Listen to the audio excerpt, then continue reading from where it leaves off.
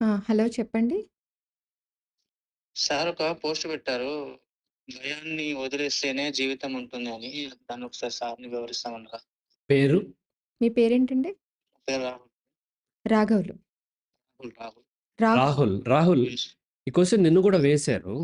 ఓసారి ask HR 14 నిన్నటి దాన్ని మీరు చూస్తే మీకర్థమవుతుంది. భయాన్ని అధిగమించినప్పుడు మాత్రమే జీవితం ఉంటది. అందులో క్లియర్‌గా ఎక్స్‌ప్లెయిన్ చేశాను. ఒకసారి అందులో చూడండి. మనకేందంటే చాలా తక్కువ టైం ఉంటది కాబట్టి చెప్పిందే చెప్పడం కన్నా, ఒకసారి నిన్నటిది అవును. ఒకసారి చూడండి. చూస్తే అర్థం. హలో! చెప్పండి. సార్, హ్మ్. సార్ ఇంకో క్వెషన్ ఉంది సార్ నా హ్మ్. దగ్గర. అడగండి. సార్ ఇప్పుడు ఎప్పుడు గూడా హార్ట్ మీద ఫోకస్ ఉంటుంది సార్. చాలా హాస్పిటల్ తిరిగితే దాన్ని యాంక్సైటీ డిజార్డర్ అని జెప్పేసి అంటున్నారు. అవును. సో, దాన్ని ఎలా ఓవర్‌కమ్ చేయాలి సార్? ఎప్పుడు చూడు దాని మీదే ఫోకస్ ఉంటుంది.